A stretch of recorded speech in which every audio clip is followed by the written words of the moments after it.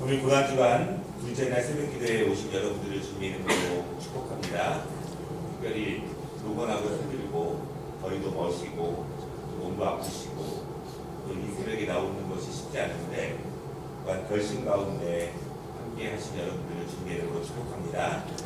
또한 우리 함께하는 청년들 또 5일 동안 혹은 며칠이라도 이 새벽을 하나님께 드리며 하나님께서 그들의 인생을 인도하시기를 사모하고 작정하는 마음으로 기도하는 또한 젊은 청년들을 주님의 이름으로 축복합니다.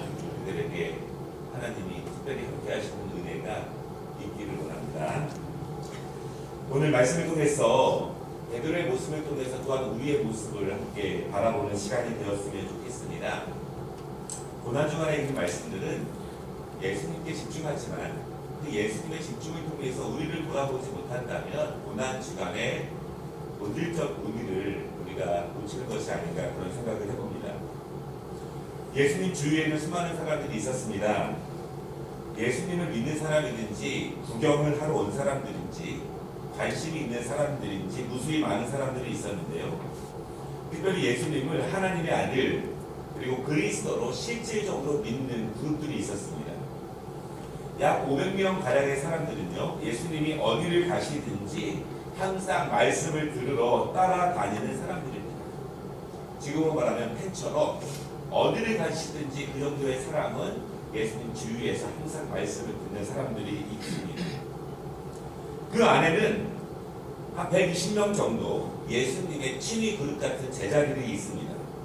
예수님을 더 가까이서 모시고 그리고 예수님이 돌아가신 다음에도 무덤 주위에 기다리고 또 부활하신 다음에 오순절 마가의 다락방을 중심으로 모였던 사람들이 또 있습니다. 그 가운데서도 우리가 알고 있는 12명의 제자들이 있습니다. 예수님이 항상 어디를 가시든지 같이 다니는 그런 그룹들입니다.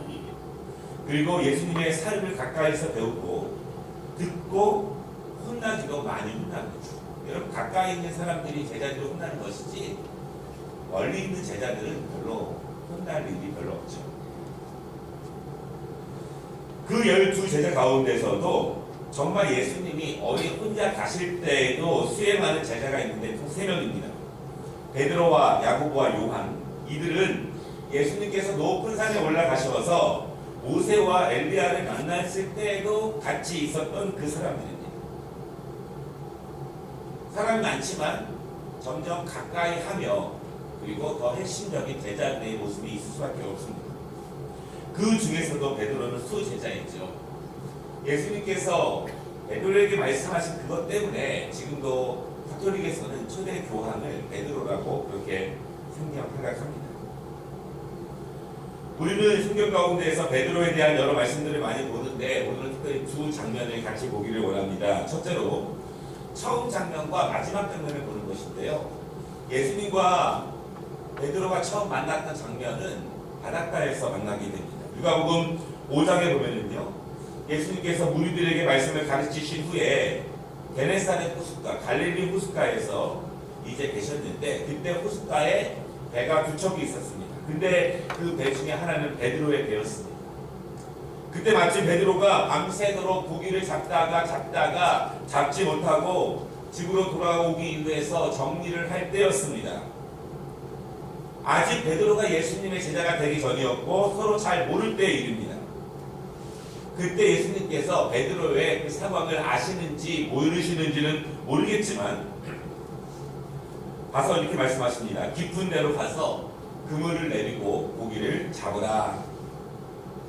근데 그때 베드로의 답변이 미래합니다.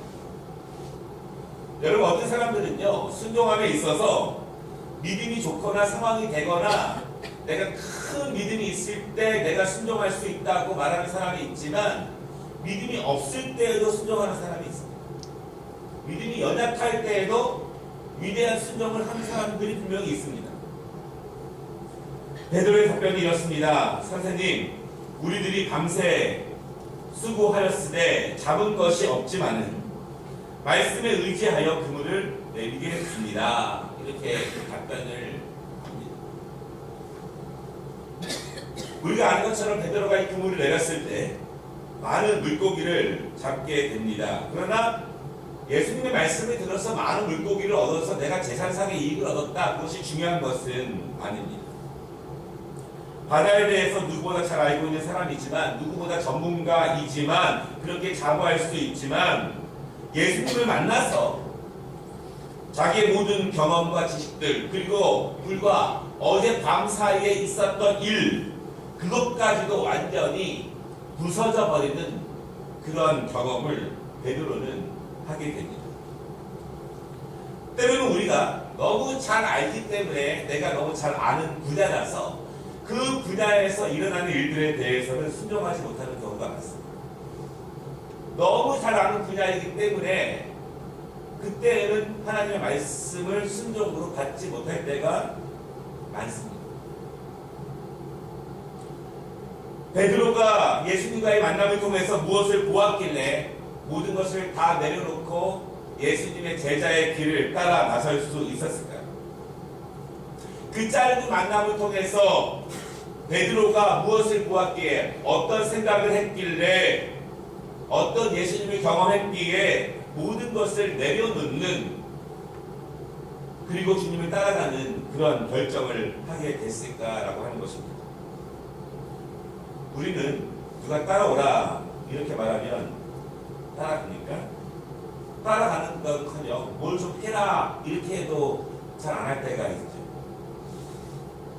베드로처럼 작은 믿음일 때도 순종하는 사람이 있지만, 큰 믿음이 있다고 해서 순종을 다 되는 것은 또 아닌 것 같아요. 그러나 베드로의 이 모든 결정, 그것을 가능하게 했던 것은, 그럼에도 말씀에 의지하여 그물을 내리겠습니다 라고 하는 베드로의 답변이고, 그의 말씀이고, 그의 순종입니다. 바라기는 여러분, 그럼에도 불구하고 말씀에 의지하겠습니다 이렇게 답변하는 것들이 더 많아지시기를 바랍니다. 특별히 내가 전문적인 것, 내가 확신하고 있는 것, 내가 맞다고 하는 것에도 말씀에 의지하여 순종하는 것들이 있어지기를 원합니다. 예수님의 하나님 되심을 경험한 베드로의 고백이 놀랐습니다. 그리고 뒤이어서 베드로가 이렇게 고백을 합니다. 주여, 나를 떠나서서 나는 죄인이로소이다. 예수님을 만났을 때 나오는 고백입니다. 베드로에게 찾아오신 예수님을 제대로 만나면, 그분이 하나님이시라는 것을 알게 되면, 여러분 필연적으로 자신이 죄인 줄을 알게 됩니다. 회개 기도를 시키면 못하는 사람이 있습니다. 죄인이라고 느끼지 못하기 때문에 못합니다. 우리 학생들과 청년들에게 회개 기도를 시키면 몇 마디 하고 맙니다. 사실은 예수님과 우리와의 그 관계, 영적 깊이가, 그리고 하나님의 영광 안에서 나의 본질과 나의 인생과 나의 삶의 모습을 적나라하게 내려놓지 않으면 내가 얼마나 죄인인지를 알지 못합니다. 사실은 회개의 그 깊이가 우리의 믿음의 깊이이기도 합니다. 여러분, 우리가 죄인이라는 것을 알고 고백하는 것은 너무나 중요한 기독교 신앙입니다. 왜냐하면 내가 죄인인 것을 알아야 구원자가 필요하기 때문입니다. 구원은 죄인에게만 필요한 것입니다. 내가 죄인인 것을 모르면 예수님은 필요 없게 됩니다. 베드로가 예수님을 따라 나서서 그분의 제자가 될 수 있었던 것은 예수님을 만남을 통해서 스스로 죄인이라는 것을 알게 되고, 죄인이라면 구원을 받아야 하기 때문에 그 구원을 예수님께 온전함으로 위탁합니다. 우리가 구원을 받아야 한다면, 누구에게 위탁을 해야 한다면 우리의 구원의 양은 온전함으로 위탁해야 되는 것이지, 부분적으로 일부분 얼마간만 위탁하는 것은 우리의 구원의 값어치가 아닐 것입니다. 예수님은 우리를 온전히 구원하신 것이지 우리의 일부분만 구원하신 것이 아니시기 때문입니다. 사실 죄인이 아니라면 이 고난주간도 아무런 의미가 없습니다. 새벽에 나와서 일찍 나와도 아무런 소용이 없습니다. 왜냐하면 고난주간은 죄인들에게만 은혜가 되는 시간이기 때문입니다. 왜냐하면 또다시 그 구원의 은혜가 우리를 만지시는 시간이고 우리에게 새로운 소망을 주시는 시간이고 여전히 연약하고 부족하지만 그 안에서 다시 일어날 수 있는 담력을 주시며 믿음을 주시는 시간이기 때문에 이 고난주간은 죄인들에게 은혜가 되고 죄인들에게 허락되는 시간입니다. 여러분, 이 은혜로 이 고난주간을 묵상하며 살아가는 우리 모두가 되시기를 주님의 이름으로 축원합니다. 두 번째 베드로의 모습은 예수님과 이별하는 마지막 장면의 모습입니다. 예수님께서 십자가에서 죽으시기 바로 전에 일입니다. 오늘 말씀의 일입니다. 오늘 우리 말씀에서 예수님을 세 번 부인하는 베드로의 모습을 보게 됩니다. 여러분, 그런데 그가 세 번 부인하기 전에 한 말들이 있습니다. 예수님께서 예루살렘에 올라가셔서 고난 당하실 것을 말씀하셨습니다. 그때 베드로가 예수님을 막아섭니다. 그리고 이렇게 말합니다. 베드로가 예수를 붙들고 가나여 가로되 주여 그리 마옵소서 이 일이 결코 주에게 미치지 아니하리이다. 이렇게 말합니다. 그리고 오늘 우리가 함께 읽은 말씀 바로 전에 22장 33절에 보면은요, 베드로가 이렇게 말합니다. 주여 내가 주와 함께 오게도 죽는 데에도 가기를 각오하였나이다. 이렇게 말을 합니다. 베드로는 예수님을 통해서 하나님의 능력을 경험한 사람입니다. 보기도 많이 보았지만 직접 경험도 했습니다. 여러분, 다른 제자들의 모습을 보면은요, 보기는 많이 본 것 같은데 경험도 했느냐, 그거는 하나님의 말씀으로 잘 찾지 못하는 제자들도 있습니다. 그러나 베드로는 보기도 많이 보았지만 직접 경험도 해본 사람입니다. 바다에도 빠져본 사람입니다. 직접 경험하는 것이 중요합니다. 그리고 베드로는 예수님의 죽으심에 대해서 그렇게 하면 안 됩니다 라고 단호하게 말했던 사람입니다. 또한 예수님이 어디든지 가시면 따라가겠습니다 이렇게 말한 사람입니다. 물론 멋진 신앙 고백입니다. 그러나 신앙 고백이 멋진 것이 무엇이 중요합니까? 그렇게 하느냐가 더 중요하지 않습니까? 베드로는 그동안의 경험과 체험과 그의 신앙을 총망라해서 예수님의 사역에 대해서 그렇게 이야기했습니다. 단언했죠. 그럼에도 불구하고 베드로가 잊고 있었던 것이 있는데 그도 한없이 연약한 인간이라는 것을 잊고 있습니다. 그가 단언할 수 있고 확신할 수 있고 주장할 수 있고 그것이 맞다고 말할 수 있지만 그 순간 베드로 자신도 한없이 연약한 인간이라는 사실을 잊고 있습니다. 예수님이 잡히셨습니다. 그리고 오늘 말씀에 보면은 대제사장의 집에 끌려갑니다. 아마도 베드로는 수제자로서 그리고 끌려가시는 예수님을 안타까워하면서 끌려가시기 전까지 마지막에 함께했기 때문에 아마 멀리서 잡혀가시는 예수님의 뒤를 졸졸 따라갑니다. 그리고 대제사장 앞에서 저 위에서 예수님은 신문을 당하고 계시고 아마도 조금 떨어진 마당에서 많은 사람들이 불을 피우고 신문당하는 그 예수님을 바라보고 있습니다.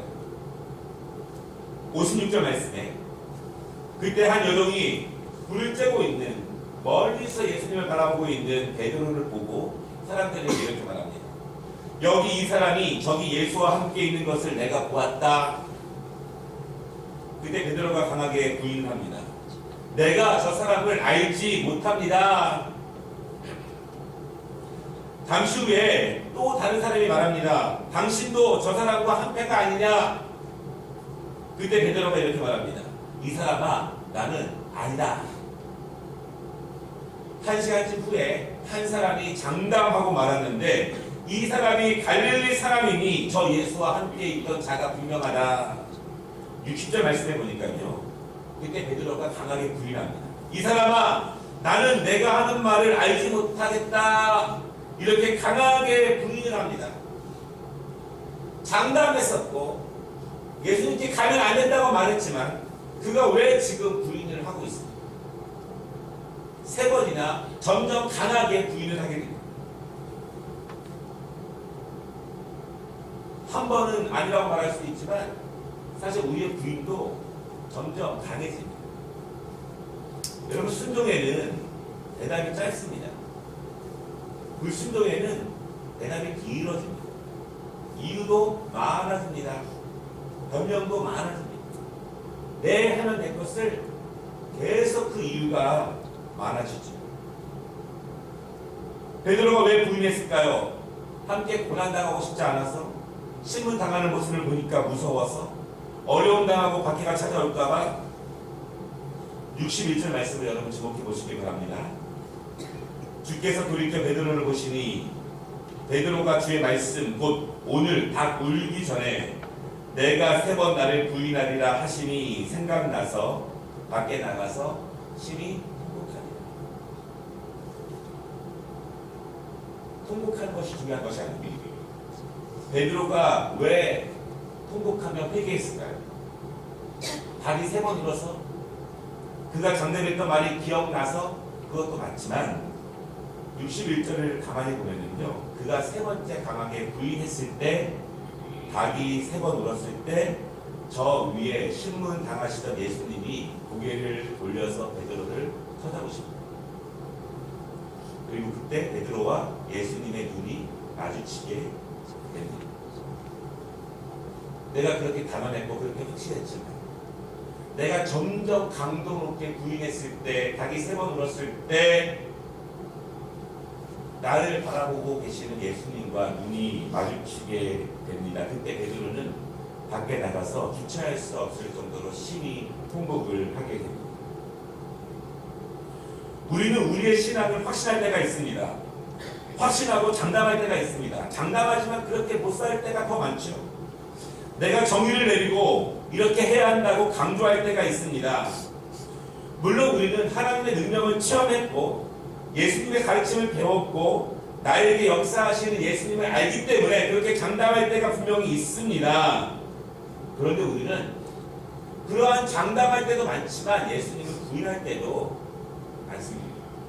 예수님을 모른 척할 때도 많습니다. 언제 그럴까요? 직장 동료들과 점심 먹을 때 담대하게 기도하지 못할 때도 있지만 사업하다가 더 큰 이익을 위해 거짓을 말할 때가 있습니다. 바르지 않은 정보를 말할 때가 있습니다. 컨닝을 하면서 시험 보는 사람도 있고 남의 것에 베껴서 표현하는 사람도 있습니다. 내 승진과 내 잘됨을 위해서 다른 사람을 비판하거나 거짓 정보를 말할 때도 있고요. 하나님께 드릴 때 지갑을 뒤척이며 가장 적은 것을 드리고자 노력했던 우리의 모습도 있습니다. 친구들이, 세상 사람들이, 직장 동료들이 내가 집사이고 내가 그리스도인이라는 것을 몰랐으면 할 때가 있습니다. 왜냐하면 내가 그리스도인답지 않게 살 때가 많았기 때문에 그렇습니다. 그런 것도 우리가 베드로처럼 예수님을 부인하는 모습이 아닐까 생각을 해봅니다. 내가 그렇게 예수님을 모른다고 할 때, 내가 그렇게 그리스도인이 아닌 척 할 때, 내가 그렇게 복음을 낯설어하고 어색해할 때 오늘 61절 말씀처럼 그때 예수님께서 돌이켜 우리를 바라보시는 것이 아닌가 그런 생각을 해봅니다. 내가 너에게 그렇게 부끄러운 존재거냐, 네가 그리스도인이라고 나를 따른다고 그렇게 말하기에 힘들더냐. 베드로는 예수님과 눈이 마주쳤을 때 너무 참담하고 너무 부끄러워서 밖에 나가서 통곡을 합니다. 그동안 장담하고 그동안 자신있게 말해왔던 자신의 모습이 너무나 부끄러웠기 때문입니다. 베드로는 이처럼 통곡이라도 하는데 우리는 너무 자주 부인하게 되면, 너무 자주 외면하게 되면 그것도 당당해집니다. 거기에도 이유가 생기게 되고 거기에도 확신이 생기는 것 같습니다. 오늘 베드로의 2가지 모습 가운데 우리의 모습을 바라보게 됩니다. 주님을 만나고 경험하고 모든 것을 내려놓고 담대하게 따라가는 모습도 우리 안에 있지만 반대로 그렇게 확신 가운데서도 작은 일부터 큰 일에 이르기까지 부인하고 외면하고 모른 채 할 때도 많다라고 하는 것입니다. 이 고난주간에 이러한 우리의 모든 연약함을 아버지 앞에 내려놓고 다시 한번 하나님께서 우리를 만져주시기를, 다시 한번 우리를 인도해 주시기를, 다시 한번 우리를 가르쳐 주시기를, 다시 한번 부인하지 않고 당당하게 담대하게 내가 그리스도인임을 외칠 수 있는 그러한 은혜, 그리고 그러한 축복이 우리에게 임하는 이 고난주간이 되시기를 주님의 이름으로 축원합니다. 기도하겠습니다.